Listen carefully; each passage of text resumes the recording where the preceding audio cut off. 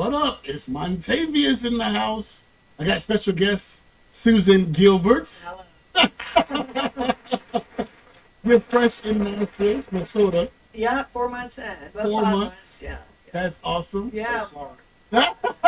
How you like it so far? I love it. Absolutely love Nashville. It was calling my name for years, and I finally got here. Yeah.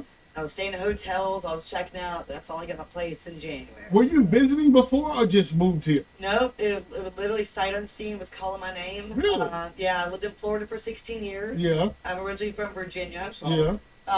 This is just where I'm sorry over here. Look, It's hot. Today was hot. But yeah, so There you go. There you go. And you do stand up, which I appreciate. I do, yes. Self-proclaimed stand-up comedian.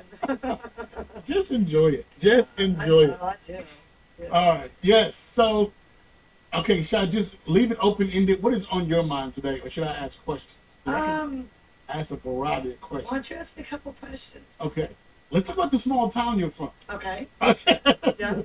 Very small. Yes, and you're originally from Elon, Virginia. Elon, which I've never heard of Elon. Okay, so you're looking at the triangle of Virginia. Yeah. You've got Charlottesville, Lynchburg. Then I'm outside Lynchburg, right at the base of the Blue Ridge Parkway. Okay. In a township called Elon, which it was 300 people when I grew up there. It's still maybe 600 people. I mean, there's no stoplights, no traffic, no commercialization whatsoever. so is it close to West Virginia?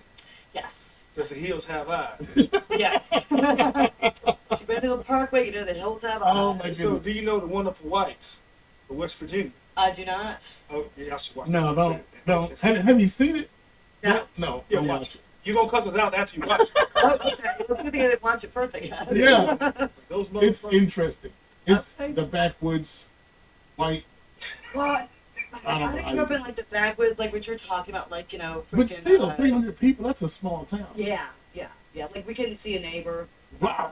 Yeah, you couldn't hear a neighbor. Yeah. Yeah. So like my growing up was like lots of dad had horses and we had ATVs and just like the run of the land. Because I built tree houses when I was like a tomboy when I was little. My cousin Andy, hey Andy, if you watch.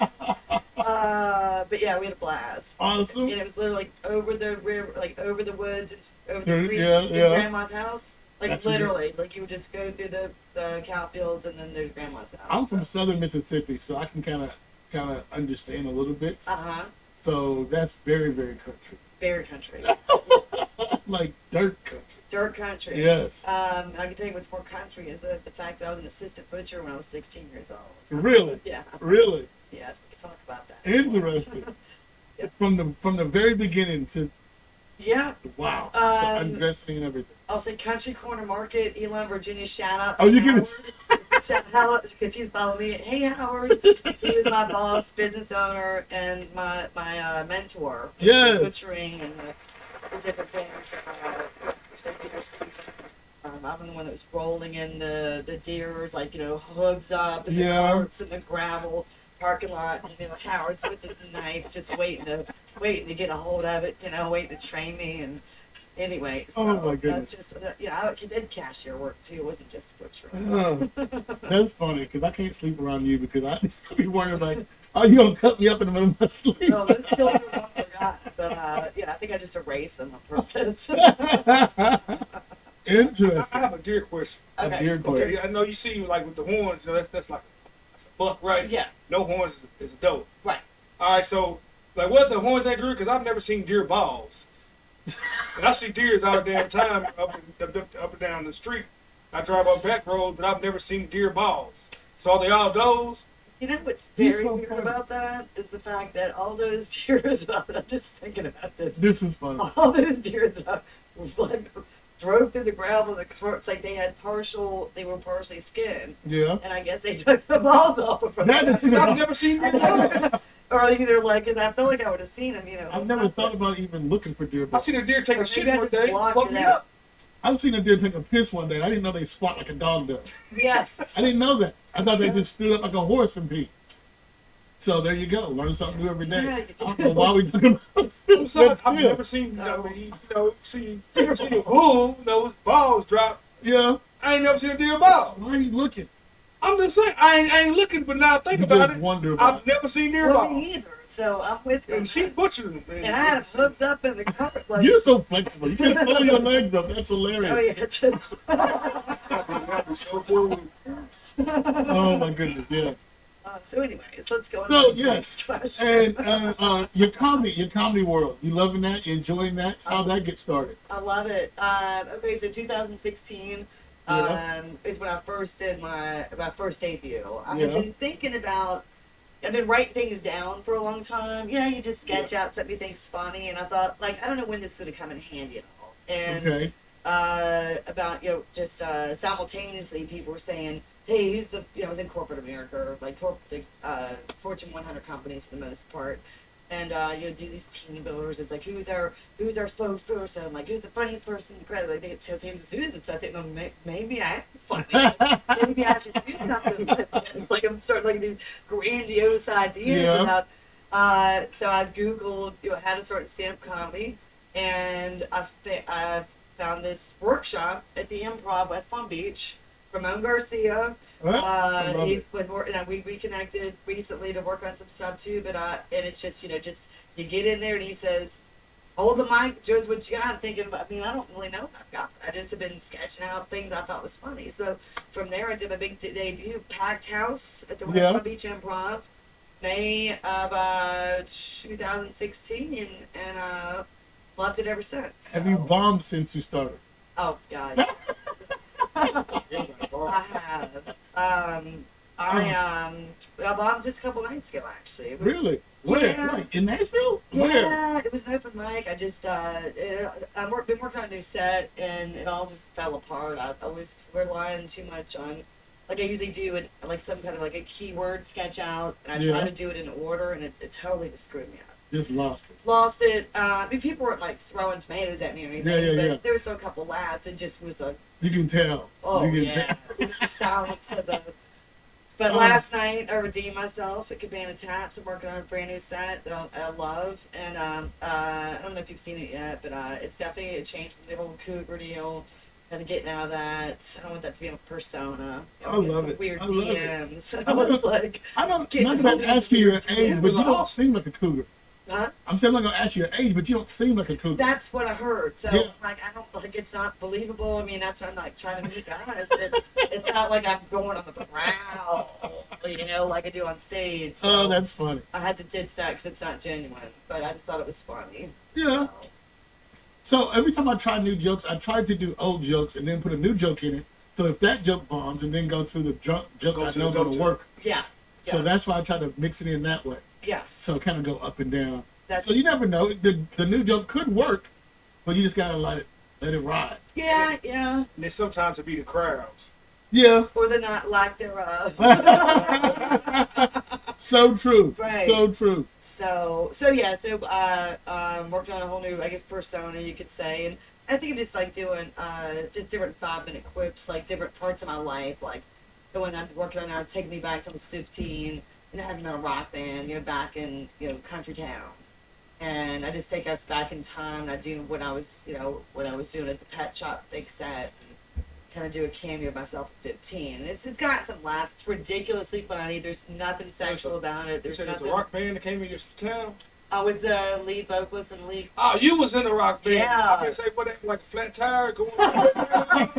the tour bus broke down. Yeah. We just wanted to go to the parkway and get the Easter Sunday buffet at the top of the mountain. Okay. How many dollar stores do they have there? They have a lot. The dollar store. I can't find them here. I gotta go 10 miles outside where I live. No, they're like 3 around here. I gotta go because I'm downtown, Yeah. Downtown. Dollar stores downtown. Wait, one across the street from Zany's. It's not open. Is it not really? I haven't been Dollar there. General. Because I keep looking for lights every time. That's hilarious. Every time. They're probably getting robbed all the Couple time. times a day. When this is gonna happen? I'm like clamoring. More so than at Zany's store. That's hilarious. Okay, so do you have comedy goals, or do you just want to be a stand-up comedian? Because some people want to be an actor, they want to write plays, write books. So do you just focus on the comedy, or you want to take it somewhere else? That's a very good question. I'm like thank for the opportunity today because this is my second podcast ever. Right, who was the first one? Was Rev Run. Oh, really? Yeah, Rev Run, 99th episode. Who is it?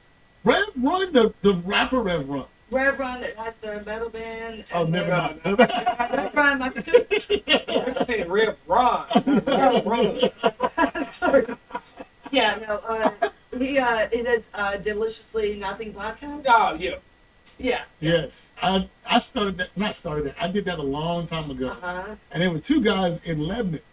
What I did was go on Craigslist and just typed in comedians just to see what would pop up. Oh, wow. And they had an ad up there, and I was like, I'm going to do this. Wow, you're right. Contacted them and sent them a video. And it was way out in Lebanon, Tennessee, which is, I don't know if you knew here, but it's country backwoods outside of Nashville. Yeah, yeah. So it was in a little barn. It was like two white guys and me. I was like, I'm going to get killed. Yeah. But no, I had a blast. I had a good time. Yeah, yeah. So yes, so what he's trying to do now, which they normally would do a lot of bands, local bands, Yeah. but I said, y'all should have more comedians. So they kind of got away from the comedians, but now they're going back to it. So with that being said, I highly applaud them and say, I'm going to send you everybody. Yeah, it was a lot of fun. I mean, it was definitely mostly band. Yeah. I ended up in like a 3-minute set, but all the time the band, we had great, like I felt like I was back home and like where I'm from, Virginia, like just salty there with people, like just like cool, just like this cool vibe. Oh yeah. Cool, but yeah, so back to the question, I don't know where it's gonna take me. Yeah. I don't. Hey, I don't want to cut you off, but Yeah. you can start off comedy, then you can become the president of Ukraine. That's real toes right there. Oh, yeah. Really? Yeah. No thanks. I'm gonna pass on that That's one. the last. But yes, I actually had a show. My next goal, I think, I'm working on possibly doing either an open mic venue or a showcase venue. I've already talked to the new venue. It's hinging. When I was in Florida, I had a show that was in a boxing gym. I'd love to recreate this. That's hilarious. Yeah, so the boxing gym, it's for the Cornerman Bar. Okay. And it's a really nice long oak bar, like the well done, and then there's glass panes in front where the TVs, and then right on the other side of the glass is the boxing ring. Yeah. So as my show's starting, because I did a showcase, my show's starting, I had freaking like Double M sparring back there. He's doing personal training classes back there.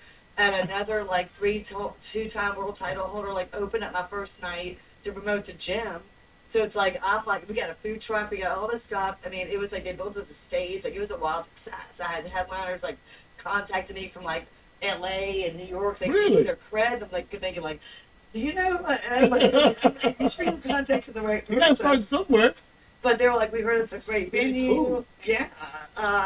So I've been looking at some, I don't want to give the secret away, but yeah, maybe like a sports venue, like an MMA ring or another boxing gym, or I'm going to see what kind of does sports and booze around here. But, Man, let me tell you the funniest two. I think that was a real good. The funniest two venues I've ever had was in Columbia. Both of them were in Columbia, Tennessee. One was in a bowling alley. So they had a room that was next to next to the lanes. But the funny part about it is there was a huge glass right next to the stage. So you can see people getting strikes and cheering. You think they're cheering for you and your joke, but no, they were cheering for a strike. Like, Hey, at least it's a That would be really cool to like do comedy in a boxing ring, because especially to do comedy, like being a commentator during the fight, making fun of him. He just got the shit knocked out of him. And look, you know what I mean? Well, that was like my whole the next phase of the show was we were going to get onto the ring. Like once I got enough people and enough, doing the jokes in the ring. but we were going to put a platform on the ring. Like I'm going to have a mic drop with the ceiling. I go, are you ready to laugh? You know, like I was ready. And then awesome. And then they sold the gym to a new owner, and they didn't even want to have any part of it. They were just trying to get the boxing thing going. Which, hey, that's the focus. And the next funniest venue I had was in Columbia. We had a ring. We had a stage, but behind it was this huge TV screen, projection, whatever it was. Yeah. So as we told the jokes, it was on a delay. So if you can see yourself bomb on a joke, you had to watch it again. But if it was good, y'all gotta watch this. It was really good. Look at that. But it was like a 2-second delay. It was really maybe a 10-second delay. It was awful. That's a brutal. thing, like I tell a joke and like, oh, boo. We should always do that on purpose. Like, maybe I'll do that in my next life. I'll just do like a whoa. Oh, but it was interesting. It was fun. It's always fun. All right, yes. So, all right, what else you want to talk about? What else is on your mind? And to find a place near Zanies, that's amazing. Yeah. Do you know who Brett Sativa is? I do, yeah. He lives near Zanies. Does he? Okay. He lives near Zanies, and Kanan Richards Whitman. I don't forgot his last name. Kanan they live together. Okay. So they live close to Zanies. Yeah, it was I know they live together. Yeah. Roommates. Yeah, I'm just saying. Kanan said the joke about sucking the cop's dick, and now that's a good joke, though. That's a good joke. I tell you what my favorite joke of his is, but it's funny. Yeah. But anyway, you're gonna let him tell it. But yes, I'm glad you're in Nashville. I'm glad you're enjoying it. I'm glad that progressed your comedy future. Yeah. Because you never know. I feel like nowadays it's all about being on the internet versus being at comedy clubs. Okay. Because New York and LA and Chicago used to be the big places to go to get discovered. Now you just do a video and be online. Don't tell them who's going to see it. Right. Next thing you know, you're going viral. Yeah, actually, I had my first unknown comment on one of my YouTube. I only have 27 subscribers because I hadn't put it out there. Yeah. Because I'll tell you, I'll go back to so I started in 2016, had to run, did my show, and kind of again that ended in COVID. Yeah. And I got laid off. Like I had no car. I had no means. It was bad. Like I couldn't even freaking leave the house. But at the same time, I was always writing. So I went dormant for a couple of years. Yeah. But I was always writing. I've actually, and back to that question, actually, is, I've written out 5 potential comedy series show ideas. Oh, really? And I also started sketching out a screenplay. Yeah. So those are some of the things I was working on. So who knows where? Involved. Yeah. He wants to be involved. Okay. Are you in what sense? Oh, yes. Okay. He has confidence, but he won't do it. Yeah. I do all that. Okay. Well, I've got these ideas. Two of these series show ideas, I really think could be big. And it's to the point where I'm like, don't want to just sell the idea, or don't get to be on board to do the next level, because the idea you can get X amount. It's not about the money, it's about the time invested for me. It's so I just want to just shuffle some of these ideas and see if I can capitalize them on, work on other stuff. I have ideas all the time. Yeah. And then I've got huge bins of notes, plus really clips, videos. I've got digital, but it's endless. My mind just doesn't stop. So but yeah, if you want to let's talk about that. I mean, Mr. Random, my mind don't ever stop working either. I know. Yeah. But the screenplay is an idea I've had for a good 10 years, and I was in my I was getting ready to sell my house, and it was up, and again that was my amongst all the stress and everything. I'm like, okay, it's Susan time writing, and my screenplay just hit me like a bolt of lightning. I had the synopsis, the character sketches. I thought about the title, even the logo, the tagline, and it was just like God was saying, Susan, for the love of God, just get this on paper. And my hand couldn't even keep up with it. So I also have that kind of stuff going on, other than the I would say joke writing. Those that me, and I'm not a huge joke writer, more of a storyteller. So who knows? Yeah. I mean, if you ever want to do you know how people do sketches on the internet? Yeah. Just little improv? Yeah. I'm down for that. Okay, because I have not gotten to the internet, because I think I've held back a little bit, other than my YouTube, which I get my I'm a typical nerd. maybe 29 subscribers after today. Yes. Can I get 29 subscribers? We got it. And maybe a couple of y'all. Yes. Susan Guilbert. Yes. G-U-I-L-B-E-R-T. Susan Guilbert. You got to self-promote. So, my thing is, let's say, for example, if I keep going bigger and bigger, I would like to comedy write for somebody. And local comedians, they want to write their own stuff, which I get that. Yeah. But once you get to a bigger point in your life, in your comedy life, you kind of want somebody to give input on what you do. Yeah. The greats had writers, Pryor had Paul Moon. Yes, everybody had writers. Right. You know what I mean? Shoot. So that's what I want to be, as somebody's comedy writer. I think I can deliver, yes, but at the same time, I think a lot of other people are more animated, more action, more they can act out a story.